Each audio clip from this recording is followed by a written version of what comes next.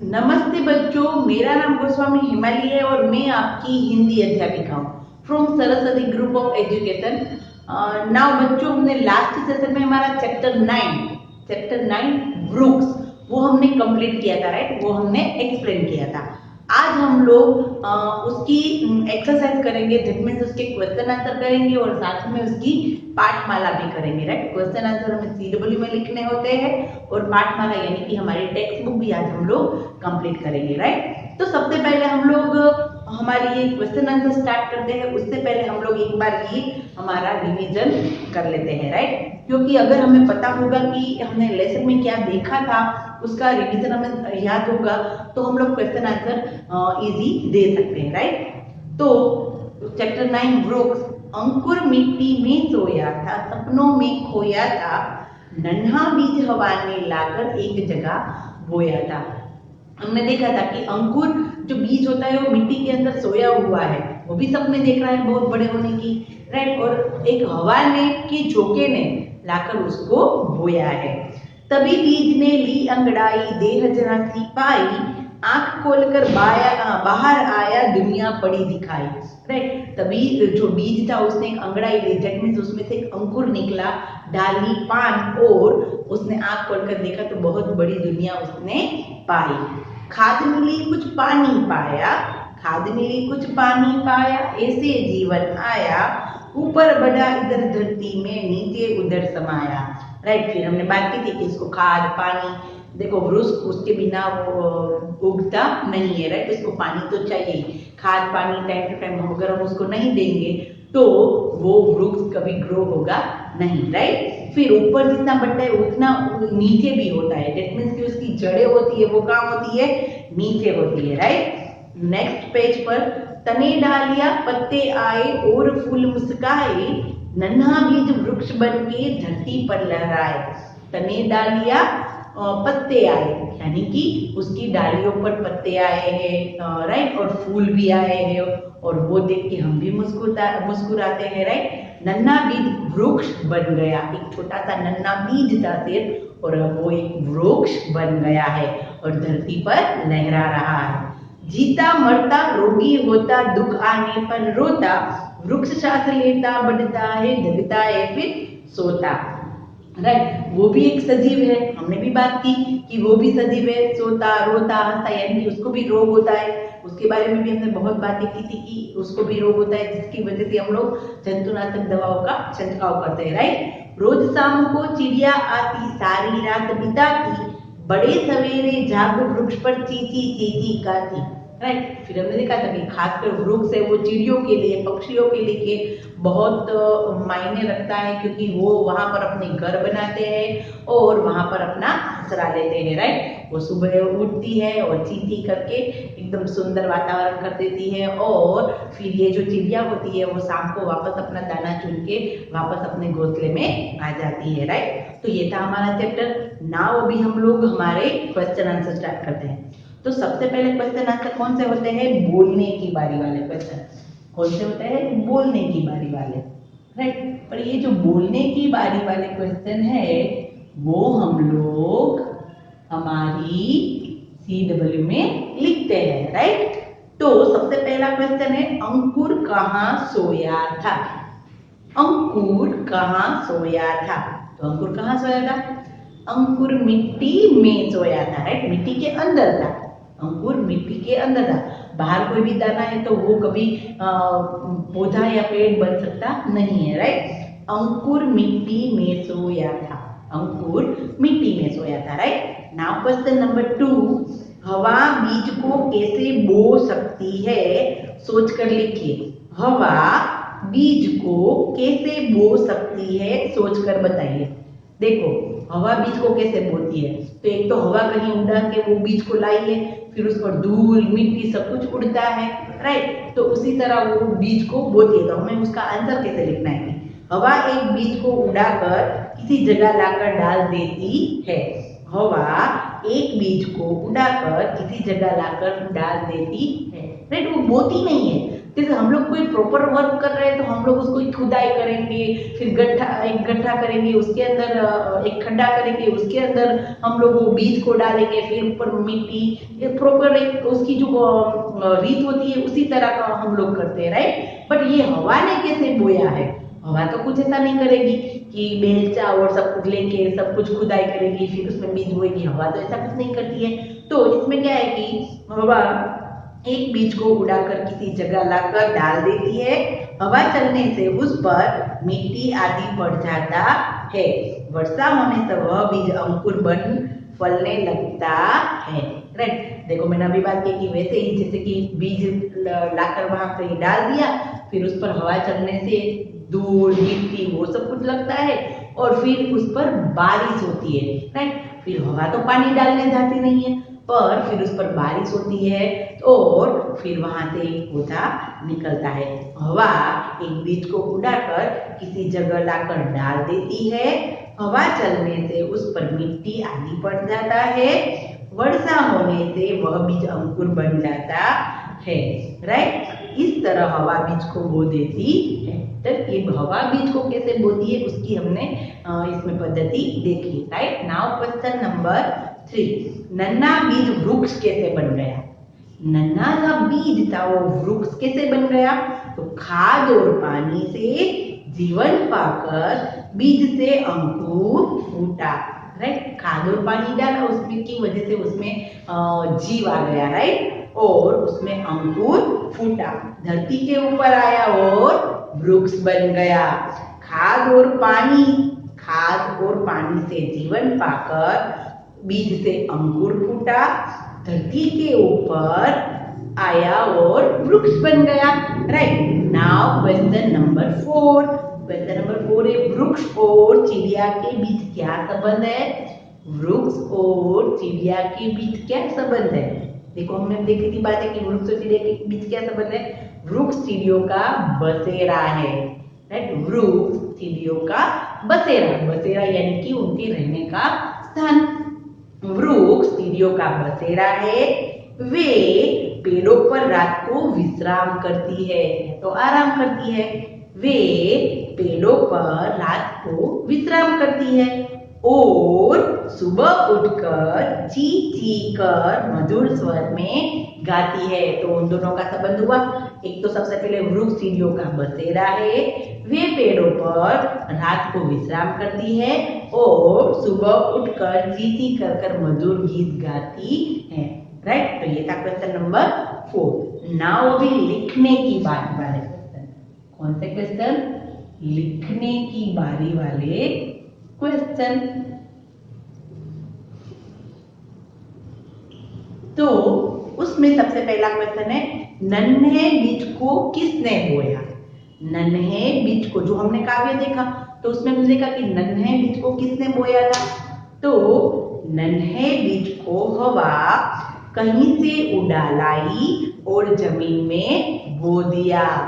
नन्हे बीज को हवा कहीं से उड़ा लाई और जमीन में बो दिया।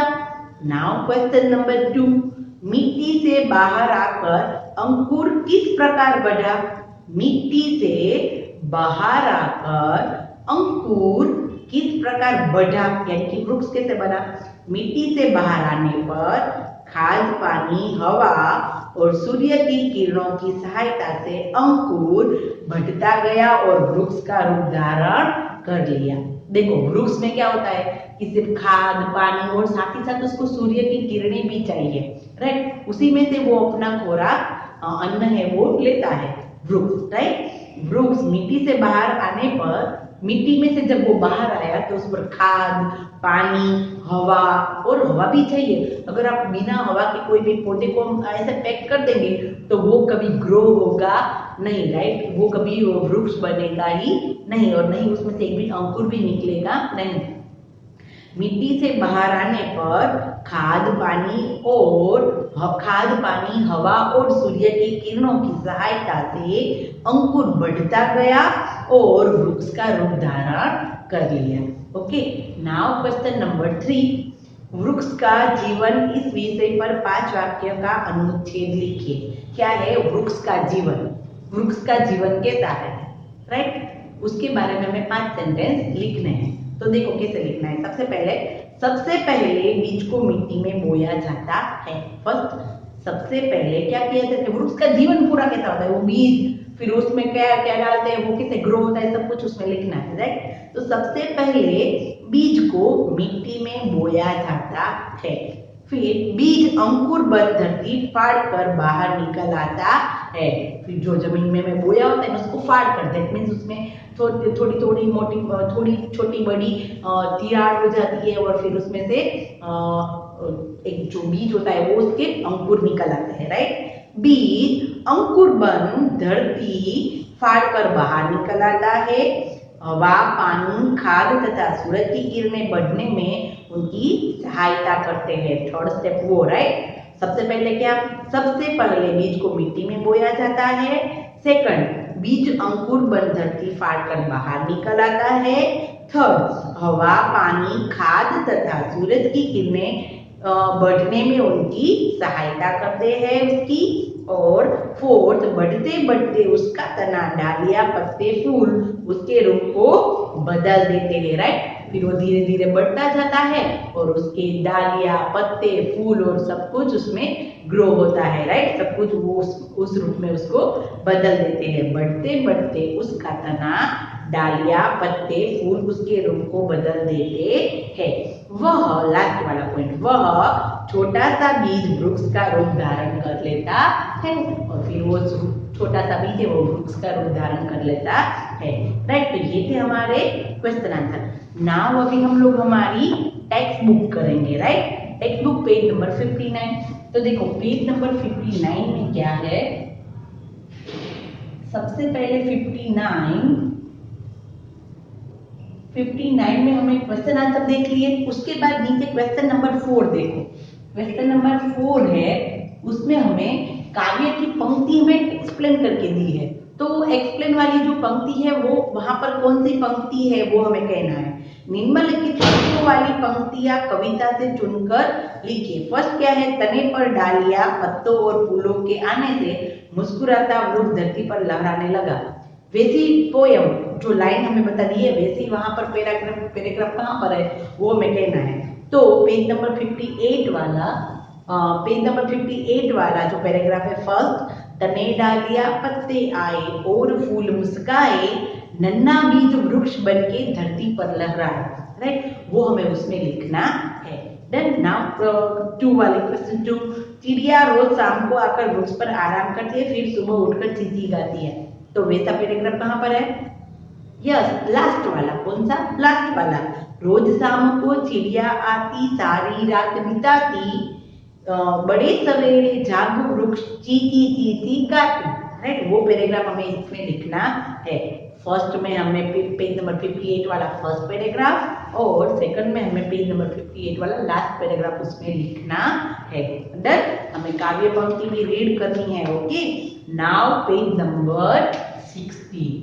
पेज नंबर 60 पर देखो कि सही उत्तर चुनकर राइट लगाइए, राइट। सही उत्तर चुनकर राइट लगाइए। फर्स्ट, सपनों में कौन खोया था। सपनों में कौन खोया था, हमारे एमसीक्यू है। फर्स्ट बीज, सेकंड अंकुर, थर्ड पत्ता या फोर्थ है पेड़। सपनों में कौन खोया था, बीज, अंकुर, पत्ता या पेड़। तो यस अंकुर, अंकुर सपनों में सोया था, तो Ankur answer is right, okay. Now question number 2, पौधे को बढ़ने के लिए सबसे महत्वपूर्ण चीजें क्या है। पौधे को बढ़ने के लिए, पौधा मैंने कहा कि पौधे को हम ऐसे ही बीज बो देंगे तो वो ग्रो होगा नहीं, तो उसको बढ़ने के लिए क्या चाहिए, दूध और रोटी, पानी और हवा, खाद और पानी, सब्जी और फल। सब्जी और फल तो डिफरेंट ही है, राइट। दूध और रोटी भी डिफरेंट है। पानी और हवा तो चाहिए पर साथ में उसको खाद भी चाहिए, राइट। तो आंसर ग इज राइट, खाद और पानी, खाद और पानी। फर्स्ट में है आंसर अंकुर और सेकंड में है खाद और पानी। नाउ हमारा भाषा संसार का पॉइंट, राइट। भाषा संसार में क्वेश्चन 1 है, भाषा संसार में क्वेश्चन 1 कौन सा है? पर्याय, राइट। पर्याय यानी कि क्या? सिनोनिम्स वर्ड, उसके जैसा ही दूसरा वर्ड। मैं बार बार इस पर इसलिए जोर कर रही हूँ क्योंकि कई बार ऐसा होता है कि हम लोग विलोम में पर्याय लिख डालते हैं और पर्याय में हम लोग विलोम लिख डालते हैं, राइट। देखो सबसे पहले देह, देह, देह यानी कि हमारा शरीर। तो देखो हमें एक ब्रैकेट दिया है, उसमें आंसर ऑलरेडी दिए हैं, काया, भव, नयन, चक्षु, वसुधा, जगत, भूमि और तन, राइट। तो देह को क्या कहते हैं? काया, और कहते हैं तन। क्या कहते हैं? काया और तन। फिर है आंख, तो आंख को क्या कहते हैं? नयन, नयन। और दूसरा कहते हैं चक्षु। क्या कहते हैं? चक्षु। फिर है दुनिया, दुनिया को क्या कहते हैं? जगत। और दूसरा कहते हैं भव। क्या कहते हैं? भव। काया, तन, नयन, चक्षु यानी कि आंख, और दुनिया यानी कि जगत और भव। फिर उसके बाद है धरती, धरती को क्या कहते हैं? वसुधा। और दूसरा क्या कहते हैं? भूमि। क्या कहते हैं? भूमि, राइट। डन। तो हो गया। हमारे देह को कहते हैं काया और तन, आंख को कहते हैं नयन और चक्षु, दुनिया को कहते हैं जगत और भव, और धरती को कहते हैं वसुधा और भूमि, राइट। तो ये थे हमारे पर्याय शब्द। नाउ उसके बाद वाला क्वेश्चन अभी हम देखते हैं। उसके बाद क्वेश्चन नंबर 2, उचित कारक चिन्हों से खाली स्थान भरिए। देखो कारक चिन्ह यानी कि क्या? तो सबसे पहले क्वेश्चन नंबर 2, कारक चिन्ह। तो पहले कारक यानी कि क्या? तो कारक यानी कि सहाय कारक।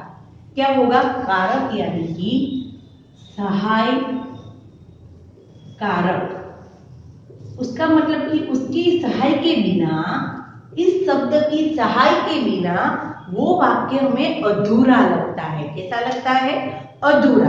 देखो हम जो हमें वाक्य में हम में, ने, के, नी, नो, राइट, को, पर, उस, ऐसे, राइट, ऐसे शब्द होते हैं जो उसकी सहाय के बिना वाक्य हमेशा इनकम्प्लीट रहते हैं, अधूरे से लगते हैं। जैसे कि देखो बीज मिट्टी सोया था, बीज मिट्टी सोया था, तो वो अधूरा सा वाक्य है। अगर हम ऐसा लिखेंगे बीज मिट्टी में सोया था, बीज मिट्टी में सोया था, तो वो हमें पूरा कंप्लीट लगेगा, राइट। तो ये सहाय कारक यानी कि कारक यानी कि उसकी सहायता से वो वाक्य निखर आता है, राइट, और वो बोलने में भी आसान रहता है और सही होता है। तो फर्स्ट में क्या आएगा?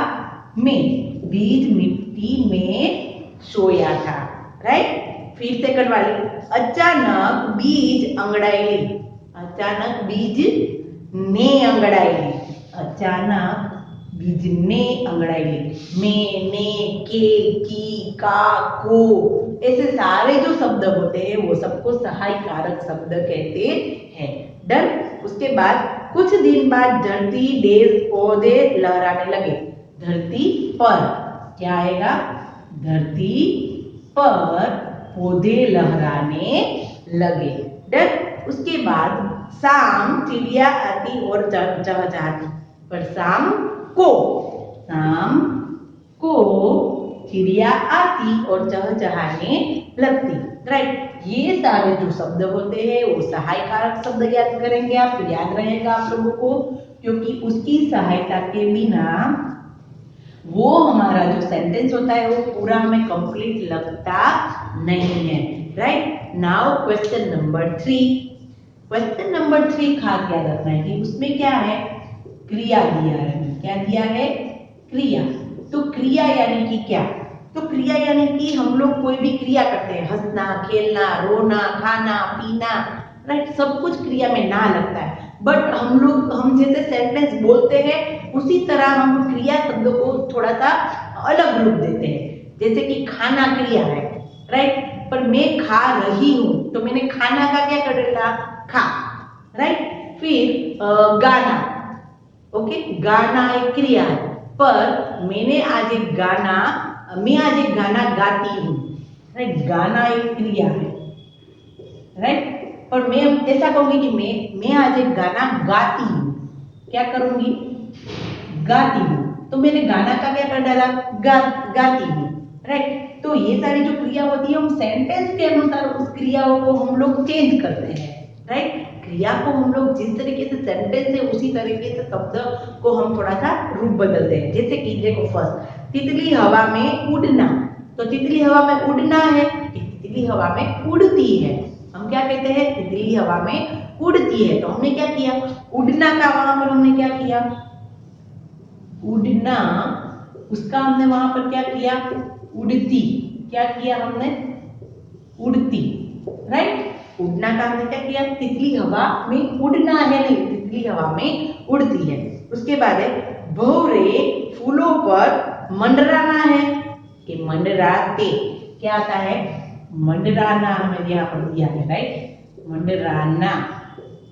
पर वाक्य हमारा क्या है कि भौरा फूलों पर मंडराते हैं, क्या आता है, मंडराते, राइट,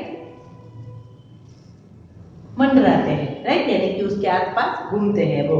फिर फूल हमें खूब देना, फूल हमें खूब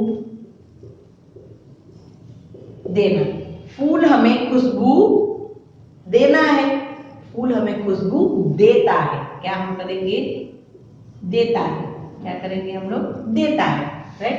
फूल हमें खुशबू देता है।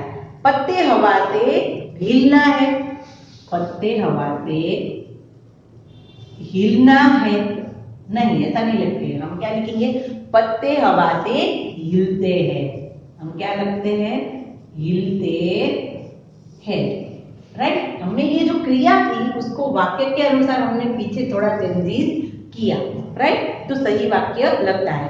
खाद हवा और पानी पाकर फूल मुस्कुराना, नहीं पर मुस्कुराते हैं, राइट, मुस्कुराना, मुस्कुराना, तो हम उसका क्या करेंगे, मुस्कुराते,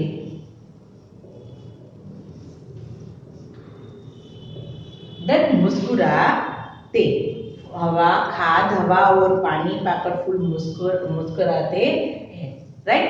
तो ये थी क्रिया शब्द, उन क्रिया शब्द को हमने वाक्य के अनुसार थोड़ा चेंजेस किया, डन। तो ये था हमारा भाषा संस्कार का पार्ट। नाउ अभी हम लोग देखते हैं हमारा नेक्स्ट पार्ट है सतरंगी रचनात्मक गतिविधियां। सतरंगी रचनात्मक गतिविधियों में खासकर हम लोग अगर क्लास में होते तो हम बहुत सारी एक्टिविटीज करते। देखो फर्स्ट वाला कि यदि पेड़ पौधे भी जीव जंतुओं की तरह चलते होते तो क्या होता, सोच के देखो, सिर्फ कल्पना करके देखो कि जैसे जीव जंतु चलते हैं वैसे पेड़ पौधे भी चलते होते तो कैसा लगता, राइट, वो भी एक जीव है, नहीं है। सेकंड, वृक्ष भी हमारी तरह जीते हैं और मरते हैं, इस विषय पर आपस में बातचीत कीजिए। तो आप लोग अपने मम्मी पापा या भाई बहन से बात कर सकते हैं कि वृक्ष भी है, वो हमारी तरह जीते हैं, मरते हैं, उनको भी रोग लगता है, मरते हैं दैट मीन्स वो पूरा डिस्ट्रॉय हो जाता है, राइट। वृक्ष पूरा एकदम उसकी डालियां पत्ते सब कुछ बिखर जाता है और वृक्ष भी समाप्त भी हो जाता है। बीज से पौधा बनने की कहानी अपने शब्दों में लिखे। देखो हमें एक अच्छा सा ड्रॉ करके दिया है, बीज से पौधा कैसे बनता है, पूरा हमने लेसन में भी एक्सप्लेन किया है, पूरा हमने कार्य में भी देखा है कि बीज से पूरा वृक्ष है वो कैसे बनता है।